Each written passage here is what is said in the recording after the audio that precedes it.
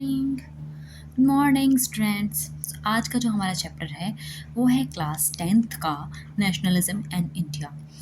आज nationalism India को हम बहुत अच्छे से पढ़ने वाले हैं। तो सबसे पहले कॉपी पेन लेकर बैठ जाइए और यहाँ पर हमारा पहला टॉपिक है नेशन स्टेट। आप मुझे बताइए नेशन स्टेट किसे कहते हैं। भाई नेशन स्टेट वही होता है जिसमें कि सबके कॉमन फीलिंग्स हों, कॉमन लैंग्वेज हो, कॉमन रिलीजन हो, इन सबको नेशन स्टेट हम कहते हैं नो कॉमनली। तो जो ये सबसे पहले हमें देखना पड़ेगा इसके लिए पूरा world. I hope you all well know about world. हाँ, अम, ये हमारा ये हमारा पूरा वर्ल्ड है, ठीक है जी। अब इस वर्ल्ड के अंदर हमारे पास काफ़ी सारे कॉन्टिनेंट हैं। ये हमारा एशिया है जिसके अंदर यहाँ रशिया, इंडिया अंदर के तरफ आते हैं। इधर यूरोप है, यहाँ नॉर्थ अमेरिका है, यहाँ साउथ अमेरिका है, ये हमारा अंटार्कटिका है, ये हमारा अफ्रीका है और यहाँ पर हमारा क्या है, ऑस्ट्रेलिया है, ठीक है। जो हमारा भारत है वो इसमें कहीं पर, एक मिनट रेड से बनाते हैं, वो यहाँ पर आता है। ये हमारा इंडिया, हमारा भारत है, ठीक है। अब यहाँ बच्चों आप ये देखो कि ब्रिटेन जिसने हमारे पर राज कर रखा है वो यहाँ कहीं पर रहता है। नेशन स्टेट कहते हैं जब कोई नेशन जिसका एक कॉमन सिंबल हो, नए नए सिंबल बनाते हैं, नए नए आइकन्स बनाते हैं, नए नए सॉन्ग्स बनाते हैं अपने नेशन के ऊपर। जैसे कि आप पिछले वाले चैप्टर में हम पढ़कर आए हैं नेशनलिज्म, जाहिर सी बात है, पता है आपको। फ्रांस के अंदर था, जर्मनी के अंदर था, इटली के अंदर हो गया था, ब्रिटेन, सब ने अपने अपने क्या बना लिए, नेशन। जबकि पहले यहाँ पर नेशन नहीं थे, क्या थे उनकी जगह, किंगडम थी बड़ी बड़ी। फिर ये नेशन स्टेट बने, कॉमन फीलिंग्स को जो है आपस में प्रोपागेट किया गया। भाई सवाल ये है कि इंडिया के अंदर ये फीलिंग कैसे उभरी, how did consciousness emerge in Indians. ये ऐसे हुआ कि ड्यू टू कॉलोनियलिज्म। अब भाई ये कॉलोनियलिज्म किसे कहते हैं, तो ज़रा वापस आते हैं हम अपने इस वाले डायग्राम के ऊपर। अब भाई जो ब्रिटेन है, ब्रिटेन ने काफ़ी सारी जगहों को अपनी कॉलोनी बना रखा था, इंडिया को बना रखा था। अफ्रीका में कई जगह कॉलोनीज थी इसकी, और भी कई जगह थी। तो भाई कॉलोनी तो थी, बट कॉलोनी कहते किसे हैं, तो कॉलोनीज का मतलब होता है when one country subjugate another country for their welfare, socially, economically, politically, हर तरीके से। यानी जब एक कंट्री, कोई बड़ी कंट्री और या एक कंट्री किसी दूसरी कंट्री को अपनी कॉलोनी बना ले और उसका इस्तेमाल अपने फ़ायदे के लिए करें, अपने पॉलिटिकली, इकोनॉमिकली, हर तरीके के फ़ायदे के लिए करें, उसे हम कॉलोनियलिज्म कहते हैं। तो जो हमारा इंडिया था, इंडिया के अंदर हिंदू थे, मुस्लिम थे, क्रिश्चियंस थे, पंजाबी थे, अलग अलग तरीके के लोग रहते थे। लेकिन क्या यहाँ पर कोई कॉमन फीलिंग थी, क्योंकि भाई लैंग्वेज भी सेम नहीं थी। भाई यहाँ पंजाबी है, यहाँ हरियाणवी है, राजस्थानी है, ये है, वो है, अलग अलग तरीके की फीलिंग्स है, सबकी लैंग्वेजेस हैं। इन सब को एक कॉमन चीज़ मिली, वो था ब्रिटिशर। अब भाई ब्रिटिशर जो है वो एक अकेला इंसान था जो इन पर भी, हिंदू पर भी जुल्म करता था, मुस्लिम पर भी जुल्म करता था, Christian as well as Punjabis, everybody. यहाँ से लोगों के दिल में लोगों ने शुरू करी एंटी कॉलोनियल मूवमेंट। और anti colonial movement is the movement by which they all get unite. Okay, anti colonial movement. अब हमने बात करी थी, अब इस चैप्टर में जो हमें एक इंटरेस्टिंग बात देखनी है, हमें काफ़ी कुछ पढ़ने को मिलेगा इस चैप्टर में। सबसे पहले आप लोग इस चैप्टर में पढ़ने क्या क्या वाले हैं, हम इस चैप्टर में एक चीज़ हम पढ़ेंगे, वो है नॉन कोऑपरेशन। क्या पढ़ने वाले हैं, नॉन कोऑपरेशन। दूसरा हम क्या पढ़ने वाले हैं, दूसरा हम पढ़ने वाले हैं सिविल डिसोबीडियंस। जब इनकी बारी आएगी मैं आपको बताऊंगी ये क्या क्या होते हैं, उससे पहले आप चिंता मत कीजिएगा। अब जब हमें पढ़ना ही है इतना सब कुछ, तो हम कहानी की शुरुआत फर्स्ट वर्ल्ड वॉर से करते हैं। अब ये फर्स्ट वर्ल्ड वॉर हुई कब थी, 1914 से लेकर 1918 तक फर्स्ट वर्ल्ड वॉर हुई थी, ठीक है जी। किस किस के बीच में हुई थी ये भी देख लेते हैं। तो भाई जो फर्स्ट वर्ल्ड वॉर थी हमारी, फर्स्ट वर्ल्ड वॉर में दो बड़े बड़े ग्रुप में बट चुके थे। ये छोटी सी बनाती हूँ मैं, ये पूरा हमारा क्या है, यूरोप है। ओके, बस यूरोप बनाने की ज़रूरत थी मुझे। अब आप इस यूरोप में ये देखेंगे कि यहाँ पर ये इंग्लैंड है, एक मिनट, वेट, यस, ये क्या है हमारे पास, ये हमारे पास इंग्लैंड है, और यहाँ पर हमारे पास फ्रांस है, जर्मनी है, इटली है, अलग अलग तरीके की अलग अलग कंट्रीज़ हैं। ओके, पास ही में एक दूसरा कॉन्टिनेंट है जिसमें कि रशिया ने पार्टिसिपेट किया था वर्ल्ड वॉर में, इंडिया ने नहीं किया था। बट जैसे कि हम लोग जानते हैं, हम किसी कॉलोनी थे। यहाँ बैठी हुई जो ब्रिटेन है ना, जो लड़ाई में लड़ रही है, हम उसकी कॉलोनी थे। तो ब्रिटेन ने हमारा भरपूर इस्तेमाल किया अपने वर्ल्ड वॉर में। इसलिए हमें आज ये पढ़ना ज़रूरी है कि फर्स्ट वर्ल्ड वॉर में क्या हुआ था और ये हमारे देश के लिए किस तरीके से, हमारे देश से किस तरीके से जुड़ा हुआ था। तो सबसे पहले, in this world war create new economic and political situation in our India. सबसे पहले ब्रिटिशर्स इंक्रीज डिफेंस एक्सपेंडिचर, मतलब उन्हें अपना जो डिफेंस में, यानी जो अपने आप को प्रोटेक्ट करने के लिए जो खर्च करना होता है पैसा, वो उन्होंने बढ़ाना था। उसके लिए उन्होंने हमारे साथ क्या किया, उन्होंने हमारे यहाँ कस्टम ड्यूटीज़ को बढ़ा दिया, इनकम टैक्स को इंट्रोड्यूस करा दिया जो पहले नहीं थे, और क्या किया, इंक्रीज़ कर दिया टैक्स। क्या किया है, टैक्स इंक्रीज़ किया है। 3 चीज़ें की हैं बच्चों, कस्टम ड्यूटी को बढ़ाया गया है, इनकम टैक्स इंट्रोड्यूस किया है, और इनकम टैक्स को भी बढ़ाया, इंक्रीज़ किया है टैक्स को भी। अब कस्टम ड्यूटीज़ किसे कहते हैं? सो आप ये देखिए, जो भी चीज़ हमारे देश से दूसरे देश में एक्सपोर्ट होती है, यानी भेजी जाती है, या दूसरे देश से हमारे देश में कोई चीज़ मंगाई जाती है जिसे हम इम्पोर्ट कहते हैं, इसके ऊपर जो पैसा देना पड़ता है उसे हम कस्टम ड्यूटी कहते हैं, जिसको इन्होंने बढ़ा दिया था। Okay, clear? इसके अलावा क्या चेंजेस करें, फोर्स रिक्रूटमेंट ऑफ सोल्जर्स, ज़बरदस्ती लोगों, मतलब सोल्जर लोगों को पकड़ पकड़ के कि भाई अच्छा तुम कौन हो, रवि हो, देखो रवि अब तुम रवि नहीं रहे, अब तुम्हें हम अपना ब्रिटिश सोल्जर बना रहे हैं, अब तुम्हें जो है कहाँ जाना पड़ेगा, तुम्हें जाना पड़ेगा ब्रिटेन जाना पड़ेगा और हमारे हित में लड़ना होगा। ऐसे ही काफ़ी जगह मतलब फोर्सफुली रिक्रूट किया, लोग चाहें ना चाहें, कम पैसों में ज़बरदस्ती उन्हें दूसरी जगह उन्होंने भेजना शुरू किया। अब जिसकी वजह से और भी काफ़ी कुछ हुआ, जिसकी वजह से और क्या हो गया, जिसकी वजह से और ये हुआ कि मतलब वैसे भी वर्ल्ड वॉर कब से कब तक चला था, 1914 से लेकर 18 तक चला था। सो 18 तक चला, बहुत ज़्यादा मारामारी हुई पूरे वर्ल्ड में ही। जो 2021 का टाइम था ना एक, उसमें पूरे वर्ल्ड में ही काफ़ी ज़्यादा इकोनॉमिक डिप्रेशन आ चुका था, जिसका असर इंडिया पर भी हुआ। फूड की कमी हो गई, shortage of food, influenza epidemic फैल गया। यहाँ तक कि एक सेंसस किया गया 1921 में, जब देखा गया कि 12 से 13 मिलियन पीपल जो है पेरिश्ड हो चुके हैं, just a result of famine. Famine कहते हैं जो अकाल पड़ा हुआ होता है, भूखमरी जो फैल जाती है उसकी वजह से। ठीक है, तो I hope you all understand this. समझ में आ गया, कुछ ऐसी बात तो नहीं है। अब ये देखते हैं हम, लड़ाई किस किस के बीच में हुई थी वर्ल्ड वॉर में, अब बस इसे देख लेते हैं हम। देखिए, तो लड़ाई हमारी हुई थी ये Austria Hungary, Germany, Ottoman empire. Please note down it carefully, ये बाद में बहुत काम आएगा। ये सेंट्रल पावर्स थी।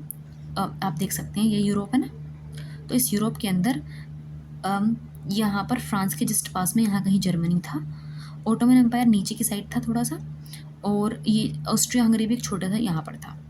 अब ब्रिटेन कहाँ था, ऊपर की साइड ब्रिटेन, यहाँ पर एक मिनट में दूसरे पेन से बनाती हूँ।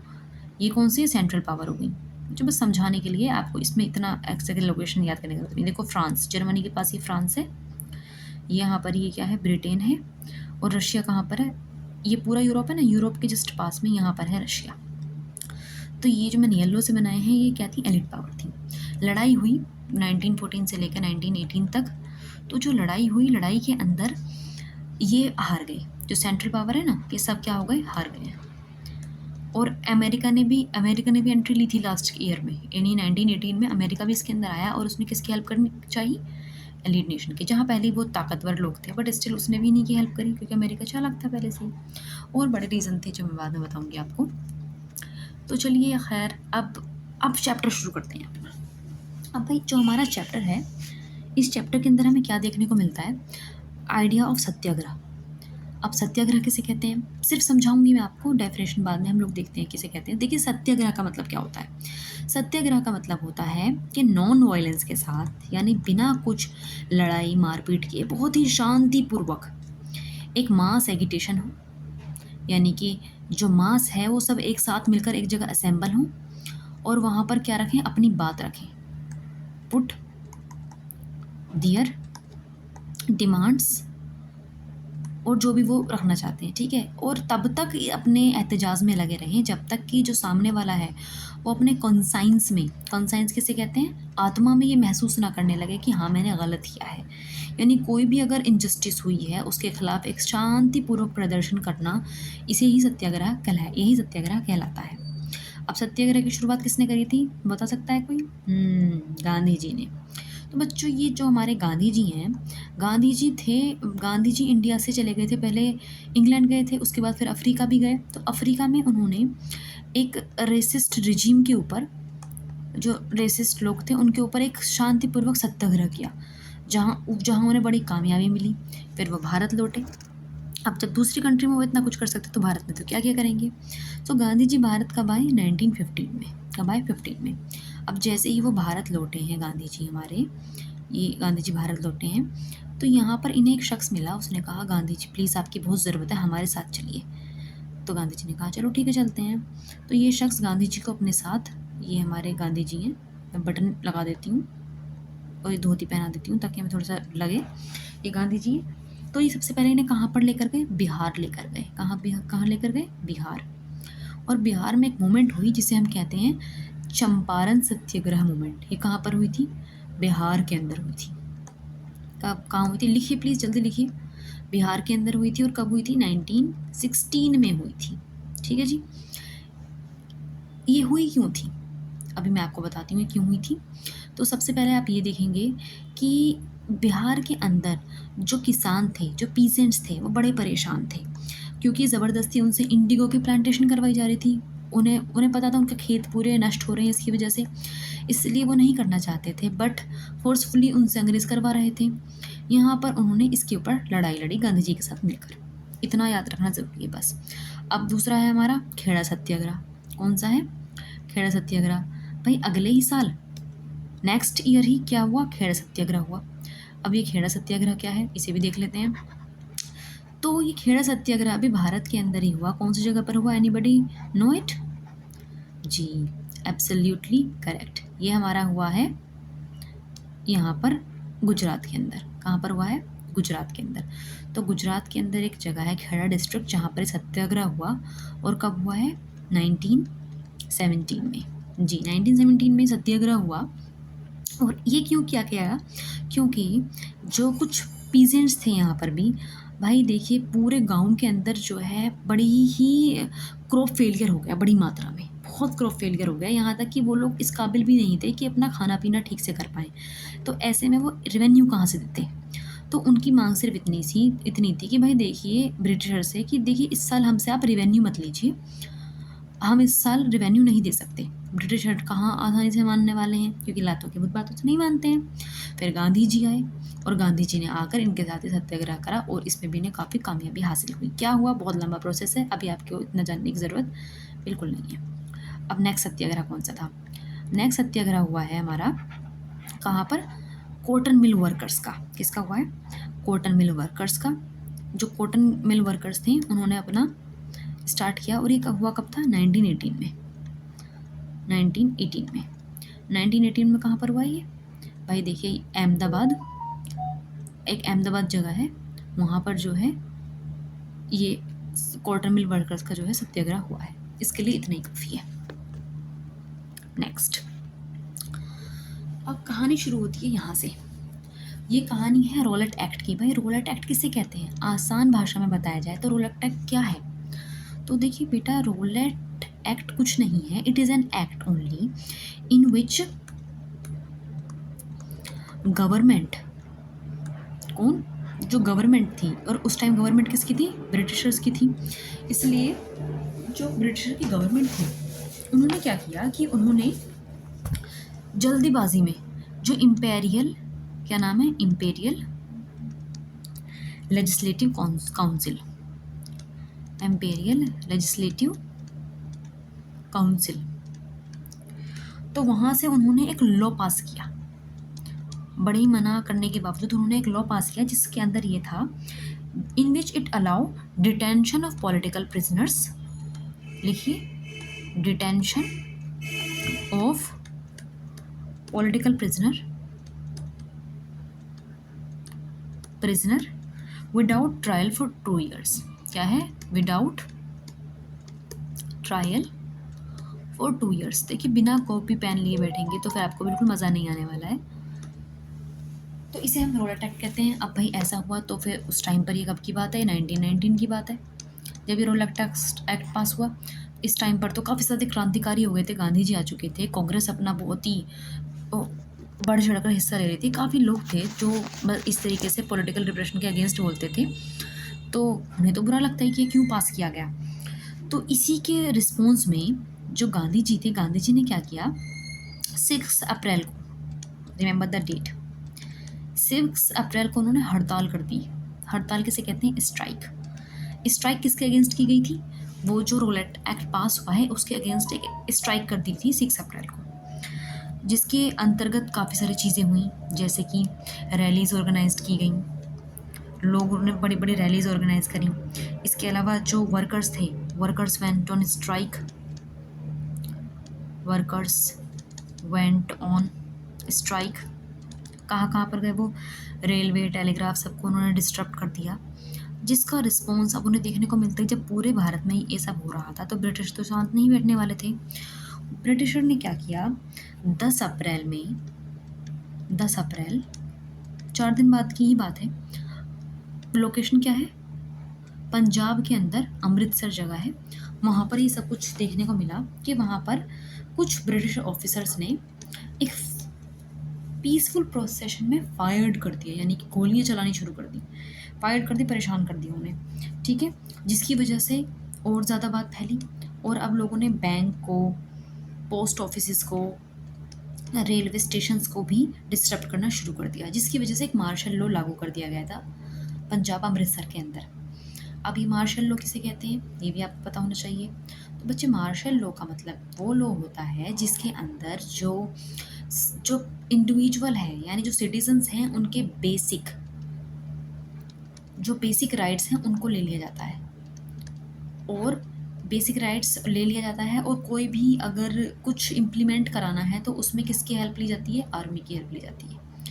आर्म फोर्सेस होती हैं, और अगर उन्हें दिखता है कि कोई इंसान जो है बाहर असेंबल हुआ है, लड़ाई लड़ रहे हैं, तो वो उन्हें मार पीट के अंदर भगाते हैं। तो ये होता है मार्शल लॉ बेसिकली।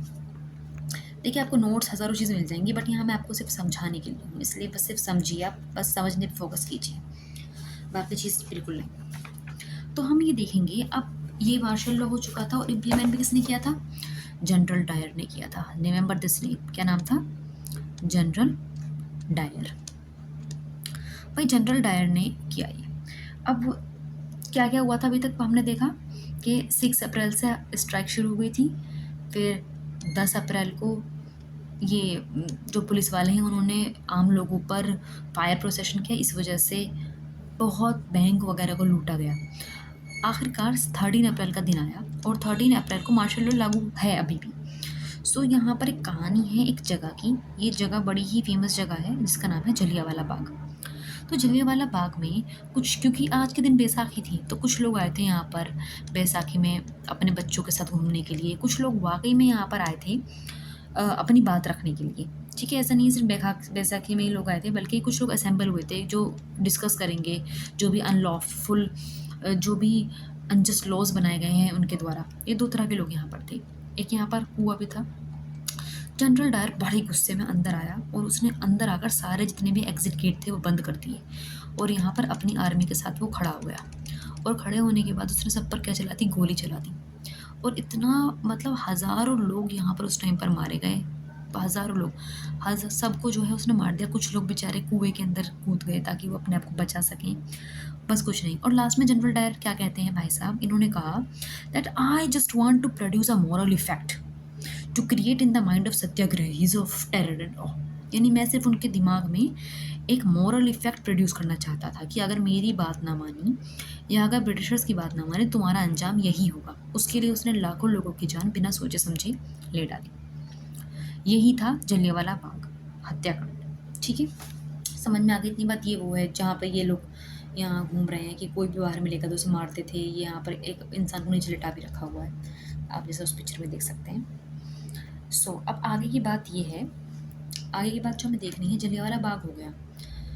अब जलियांवाला बाग की खबर सब जगह फैल गई, जिसकी वजह से लोगों में और मतलब बहुत ज़्यादा गुस्सा फैल गया था, जिसकी वजह से क्या हुआ, जगह जगह स्ट्राइक होने लगी, क्लैशेस होने लगे पुलिस के साथ, गवर्नमेंट की attack on the government buildings, please note down it, attack on government building, ठीक है जी।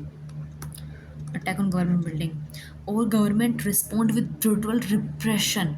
जो गवर्नमेंट ने थी उसने एक बहुत ही बुरी तरीके से क्या करना शुरू किया, रिप्रेस करना शुरू करा, उन्हें दबाना शुरू करा। ठीक है, यहाँ तक कि अगर कोई भी जो ये ब्रिटिशर था किसी सत्याग्रही को देख लेता था तो उसे वहीं पर लिटाकर उससे स्क्रॉल क्रोल मतलब वो घसीट घसीट कर चलता था वहाँ पर। ये ब्रिटिशर्स ने जो है उनसे कहते थे हमें सलाम करो, जहाँ से भी जा रहे हैं कि हमें सलाम करो, सभी जितने भी साहिब हैं यहाँ पर। इवन और ब्रिटिशर ने बहुत बुरा बुरा करना शुरू कर दिया, उन्होंने पूरे के पूरे विलेज में बॉम्बिंग करनी शुरू कर दी और लोगों को विलेजेस से निकालना शुरू कर दिया। ये सब काम उन्होंने किए, फ्लॉज इन विलेजेस। ठीक है, आप एनसीईआरटी में देखोगे आपको लाइन बाय लाइन हर चीज़ दिख जाएगी। अब यहाँ एक और, अब गांधी जी ने देखा कि देखो मूवमेंट तो फैल रही है, लोगों को गुस्सा भी है, लेकिन क्या ये काफ़ी है? क्या जो मैंने अभी रोलेट सत्याग्रह शुरू किया था, जो अभी रोलेट सत्याग्रह ही तो हो रहा था, इससे पहले जो हो रहा था, इससे पहले रोलेट सत्याग्रह हो रहा था, क्या वो काफ़ी है? नहीं, वो काफ़ी क्यों नहीं है? क्योंकि वो सिर्फ अर्बन एरियाज़ तक था, रूरल एरियाज़ में तो उसके बारे में किसी को कुछ मालूम भी नहीं था। और ऊपर से ज़्यादा उसमें हिंदू, पंजाबी ये लोग ज़्यादा थे। ठीक है, मुसलमान उसमें अभी ऐड नहीं हुए थे।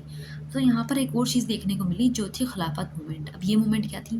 तो देखिए भाई 1914 और 1918 जो वर्ल्ड वॉर हुआ था, यहाँ पर आपको ये देख लेना ज़रूरी है, मैं आपको दिखा देती हूँ 1 मिनट। ये इधर यहाँ पर हम देखते हैं तो ये टर्की है, ये ओटोमन एम्पायर जो है, इस ओटोमन एम्पायर में खलीफा हुआ करते थे। तो जब ये हार गए, सेंट्रल पावर तीनों हार गए, तो यहाँ पर ओटोमन जो खलीफा है, खिलाफत का पद ही जो है कैंसिल कर दिया गया, जिसकी वजह से इंडिया के अंदर जो मुसलमान थे उन्हें बहुत बहुत गुस्सा आया कि भाई, क्योंकि वो खलीफा को बहुत मानते थे। तो इस वजह से ये खिलाफत मूवमेंट के लिए कमेटी बनाई गई। कहाँ पर? ये कमेटी बनाई गई बॉम्बे में, 2 भाइयों के ज़रिए।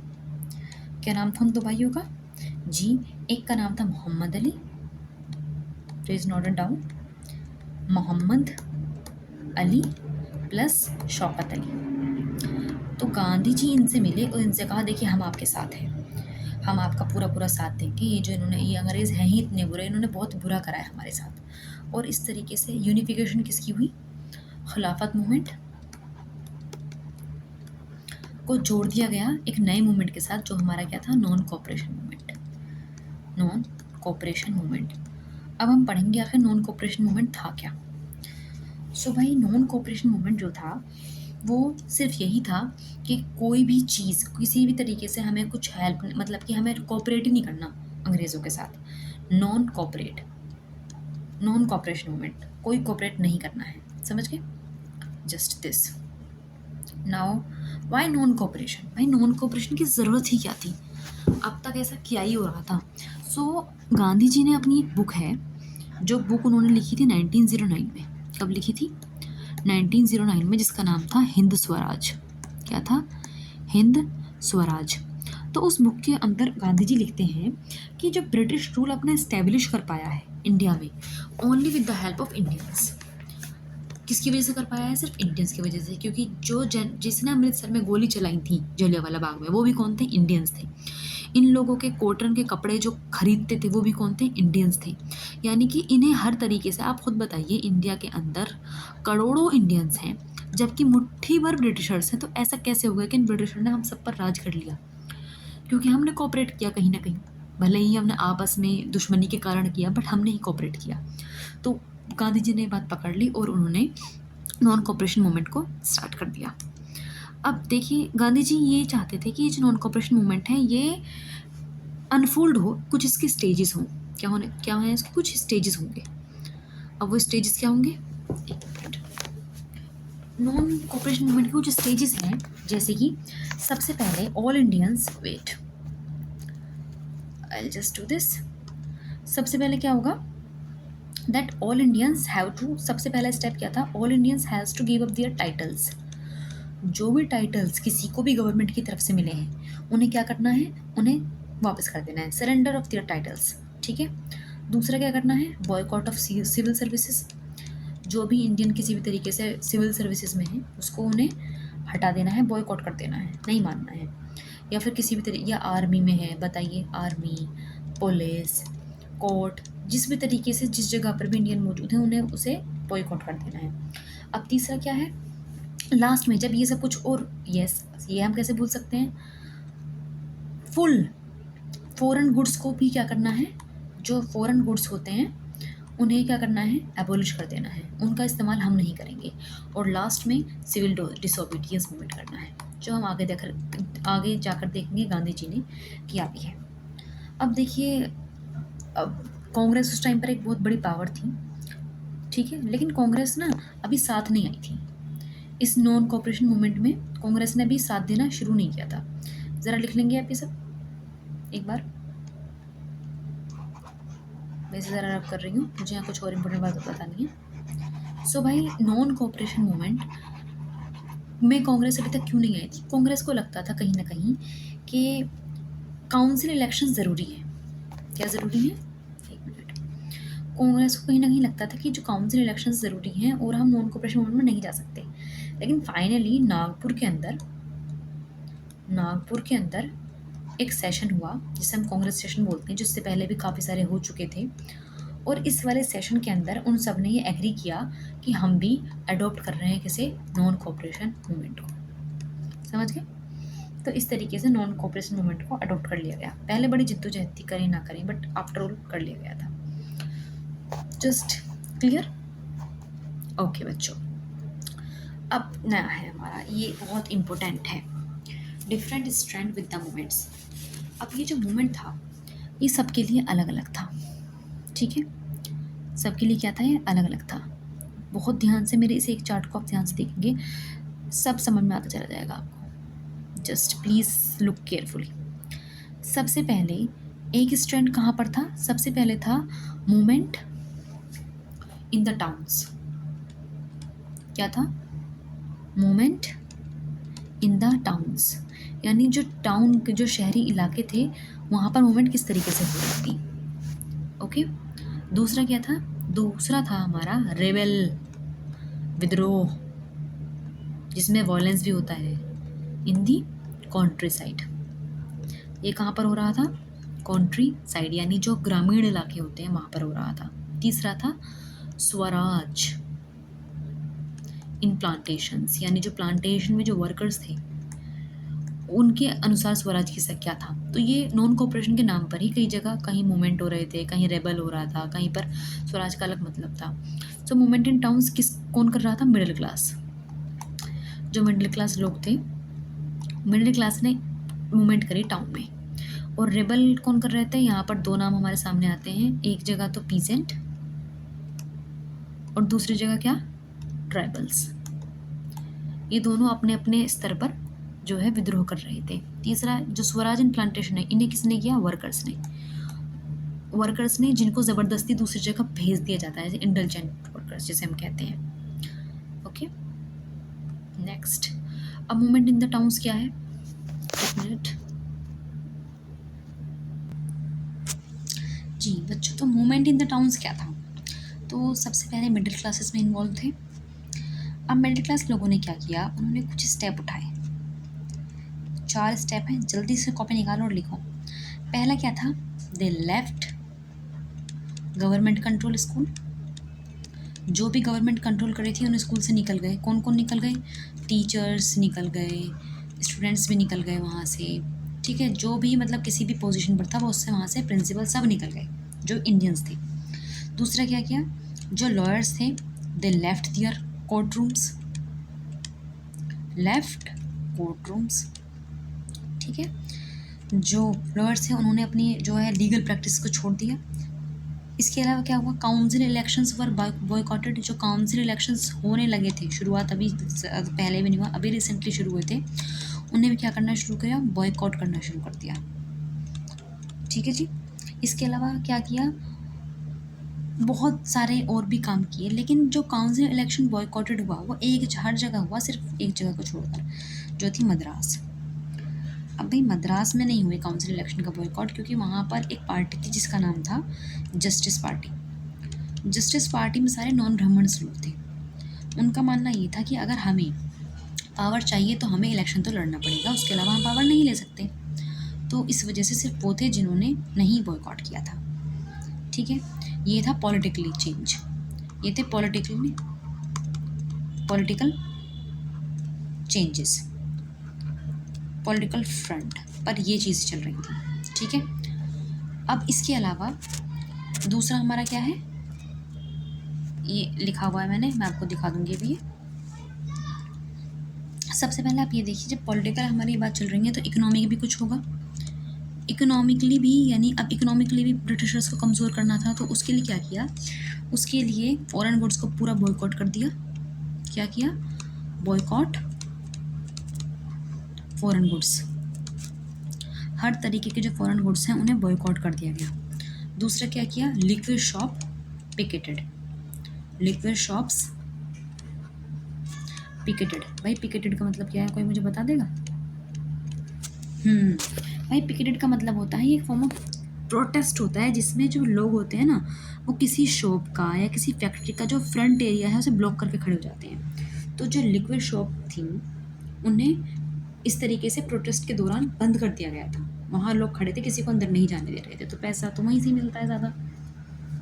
इसके अलावा क्या किया, फॉरेन क्लॉथ को जलाना शुरू कर दिया, foreign foreign cloth burned in huge bonfires. Bonfires किसे कहते हैं, जो जो जब हम बहुत ही मस्ती में हम आग जलाते हैं ना, बहुत ही खुश होकर, एक सिंपल आग जलाना नहीं बल्कि बॉनफायर, बॉनफायर का मतलब यही होता है कि हम किसी चीज़ को जलाकर बहुत खुश हैं, तो फॉरेन क्लॉथ बॉनफायर की गई, जिसका ये जिसका जो है मतलब जिसमें इतना, जिसकी वजह से इतना इम्पैक्ट पड़ा कि 1921 में जहाँ पर हम 102 करोड़ का इंपोर्ट करते थे, वो रिड्यूस होकर कितना हो गया, 57 करोड़।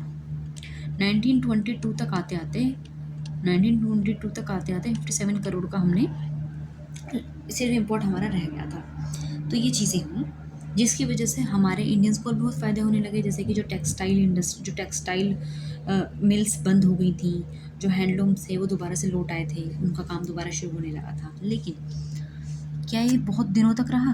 नहीं, ये जल्दी ही क्या हो गया, बंद हो गया।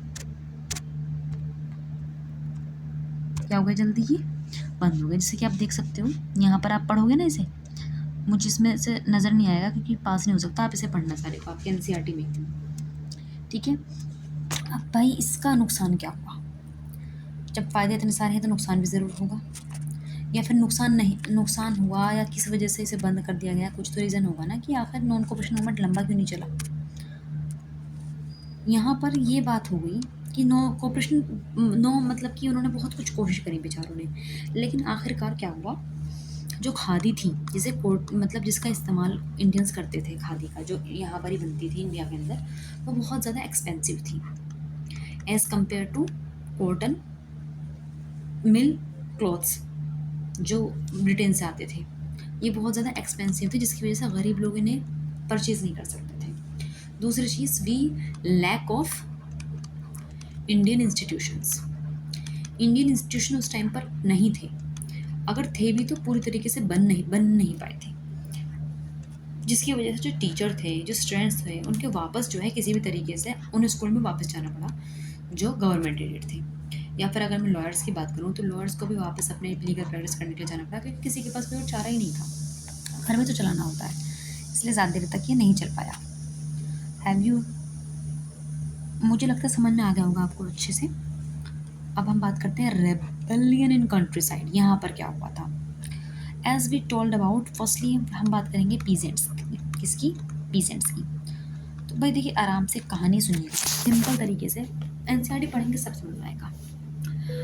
तो भाई एक बाबा रामचंद्र थे, कौन थे, एक बाबा रामचंद्र थे, जो क्या थे, एक सन्यासी थे, और इन्हें हम इंडेंचर्ड लेबर कहते हैं, ये इंडेंचर्ड लेबर भी थे। इंडेंचर्ड लेबर किसे कहते हैं, इंडेंचर्ड लेबर का मतलब होता है जिन्हें ज़बरदस्ती दूसरी जगह भेजा गया हो कमाने के लिए, उन्हें इंडेंचर्ड लेबर कहा करते थे। तो ये वहाँ से वापस आ गए, तो इन्हें एक सन्यासी थे, सन्यासी बन गए थे। तो अब क्या हुआ कि इन्होंने अम, जो पीजेंट्स थे, कहाँ की, ये अवध की कहानी है, अवध की कहानी है। तो अवध के अंदर जो पीजेंट थे, जो ताल्लुकदार थे, उन्होंने बड़ा ही जो है जुल्म कर रखा था पीजेंट्स के ऊपर, ये बेचारे छोटे छोटे से पीजेंट्स हैं। तो पीजेंट्स इनके बिल्कुल अंडर आ चुके थे। ये लोग पीजेंट से कहते थे कि पहली बात, डू बेगार टू अस।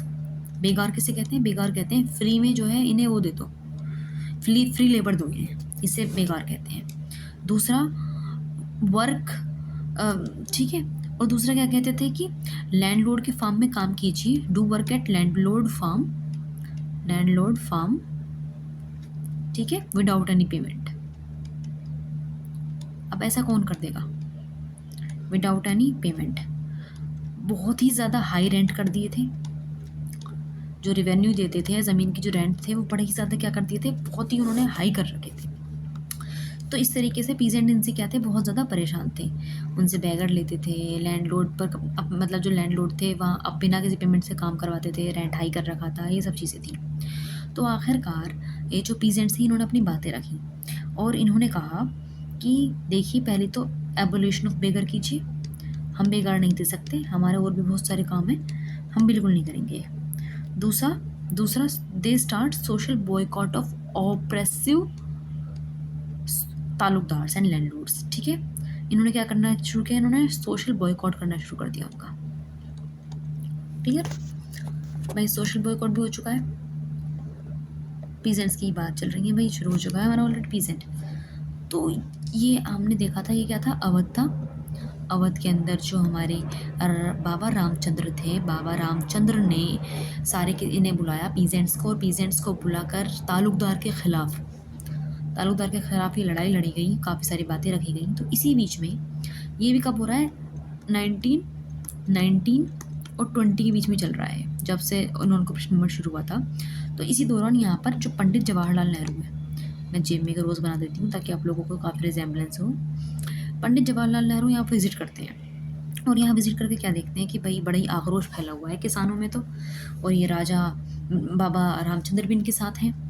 और पता है इन्होंने क्या शुरू कर दिया था, अवध में पीजेंट्स नहीं, जो उनके पंचायत पंच थे, उन पंच से कहकर यहाँ पर एक शुरुआत कर दी थी उन्होंने नाई धोबी बंस की। किसकी?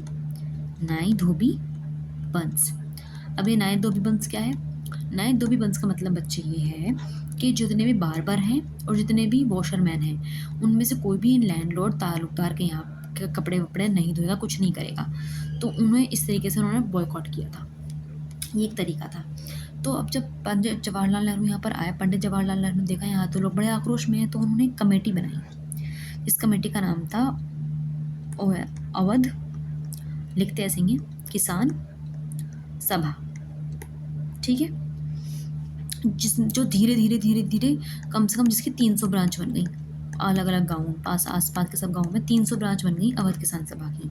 जब इतना फैल चुका है तो पंडित जवाहरलाल तो फिर नेहरू जी ने क्या किया, नेहरू जी ने इस पीजेंट मूवमेंट को, ये यहाँ पर जो पीजेंट मूवमेंट हो रही थी, इस पीजेंट मूवमेंट को ले जाकर जोड़ दिया किससे, जो नेशनल लेवल पर चल रही थी नॉन कॉपरेशन मूवमेंट से। तो सिर्फ इतना हुआ है और कुछ नहीं हुआ। अब ये जो है धीरे धीरे, अब ये डिक्लाइन क्या हुई, ये डिक्लाइन कैसे हुई, ये जो मूवमेंट डिक्लाइन क्यों हुई, क्योंकि यहाँ पर लोगों ने जो है कुछ गलत अफवाहें फैलानी शुरू कर दी। जैसे कि इन्होंने जाकर जो ताल्लुकदार थे, ज़मींदार थे, उनके घरों को जाकर तोड़ना फोड़ना शुरू कर दिया, या फिर टैक्स देना बिल्कुल ही बंद कर दिया। और इसके अलावा जो लैंड थे उन्हें आपस में क्या कर लिया, रिडिस्ट्रीब्यूट कर लिया। और क्या कह कर किया कि गांधी जी ने कह दिया है कि भैया रिडिस्ट्रीब्यूट कर लो, आपस में बात हो चुकी है। रेंट देना बंद कर दिया, रिडिस्ट्रीब्यूट कर लिया, और क्या किया, वॉयलेंस करने लगे। वॉयलेंस के तो खिलाफ थे गांधी जी। तो ये पीजेंट्स मूवमेंट अपने आप में धीरे धीरे कम होने लगी। हालांकि नॉन कॉपरेशन मूवमेंट यहाँ नहीं रुकी है, प्लीज़ रिमेंबर दिस। हाँ, अब ट्राइबल मूवमेंट, ट्राइबल मूवमेंट जो थी वो एक और बड़ी अच्छी जगह पर थी, जो थी आंध्र प्रदेश के अंदर वुडेम हिल्स। कौन से हिल्स है? वुडेम हिल्स, आंध्र प्रदेश के अंदर था ये। तो यहाँ के जो ट्राइबल पीपल थे, ब्रिटिशर ने इनके साथ क्या किया, जो ट्राइबल पीपल थे इनके अपने फॉरेस्ट एरिया हुआ करते थे, क्योंकि ट्राइबल रहते कहाँ पर है, फॉरेस्ट एरिया में रहते हैं। उनसे ट्राइबल पीपल से ब्रिटिशर्स ने कहा कि देखिए अब जो है आप इस फॉरेस्ट में नहीं आ सकते, प्रिवेंट दियर एंट्री। क्या कर दी, prevent entry of tribal people. दूसरा, even do not able to take fruit and other things from there. इनका ज़्यादा काम ही यहीं से होता, तो सब चीज़ें क्या करती उन्होंने बंद कर दी हैं। ठीक है? तो ये सब चीज़ें उन्होंने वहाँ पर शुरू कर दी। अब ना उन्होंने केवल उनका लाइवलीहुड छीना, बल्कि उन्होंने उनके जो ट्रेडिशनल राइट हैं, ट्रेडिशनल राइट ही तो होता है इनका, ट्रेडिशनल है जो पुराने समय से चलता हुआ आ रहा है। तो ट्रेडिशनल राइट था ट्राइबल पीपल का कि वो अपने ही एरिया में रहें, अपने लैंड पर रहें जो उनका लैंड है, बट लेकिन ब्रिटिशर्स ने वो छीन लिया। तो यहाँ पर ट्राइबल पीपल लेकर आए अपने एक मसीहा को। यहाँ का मसीहा कौन था? Alluri Sitaram Raju.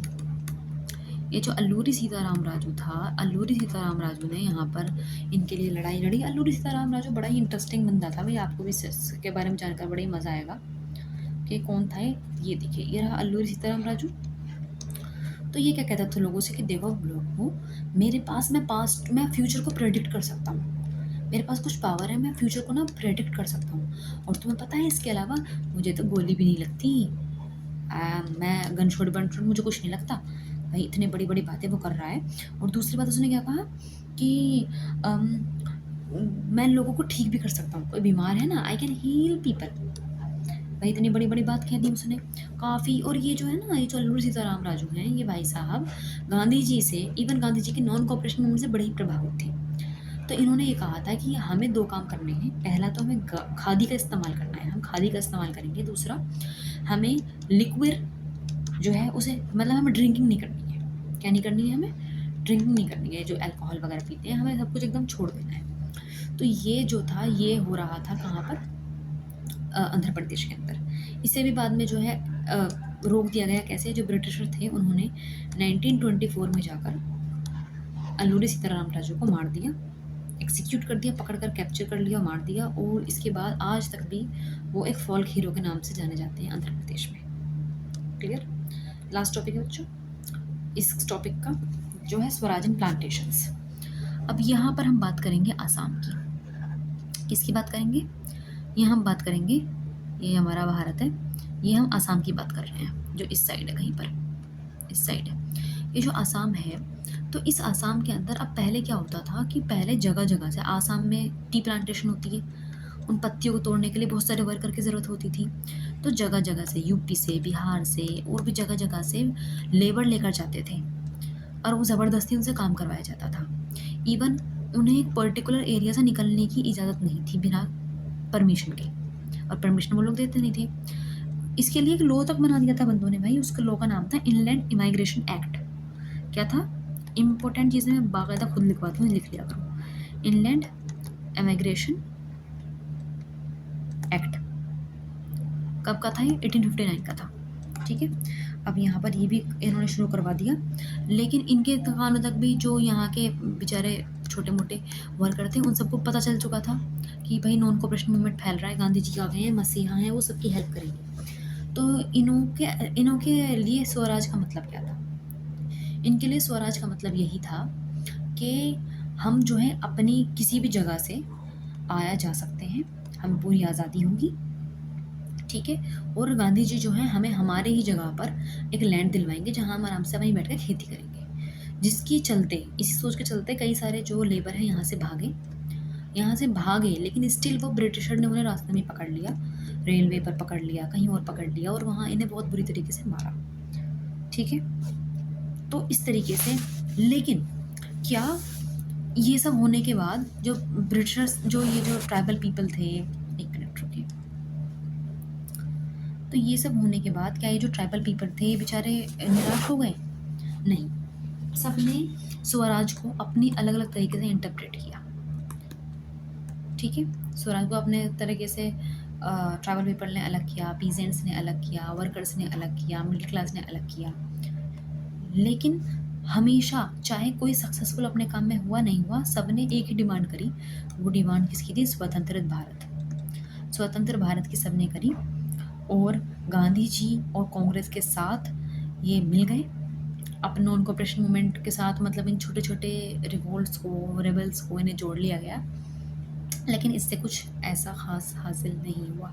Even at last एक इंसिडेंट होता है जिसे हम कहते हैं चोरी चोरा इंसिडेंट। क्या कहते हैं? चोरी चोरा इंसिडेंट, जिसमें कि कुछ इंडियन पीपल ने मिलकर क्या करा, वॉयलेंस कर दी, पुलिस स्टेशन में जाकर आग लगा दी। इस तरीके से आप यहाँ देख सकते हैं, यहाँ पे एक गाड़ी में भी आग लगा दी है। तो ये चोरी चोरा इंसिडेंट पर्टिकुलरली हुआ था, एक पुलिस थाने में आग लगा दी थी, कई ब्रिटिशर, कई लोग मारे गए थे उसमें। ये हुआ कब था? 1922 में, और इसी में ही नॉन कोऑपरेशन मूवमेंट का यहाँ एंड हो जाता है। चलिए बच्चों, अब नेक्स्ट पढ़ेंगे हम बाद में। आज के लिए इतना ही काफ़ी है। मिलते हैं फिर, बाय बाय।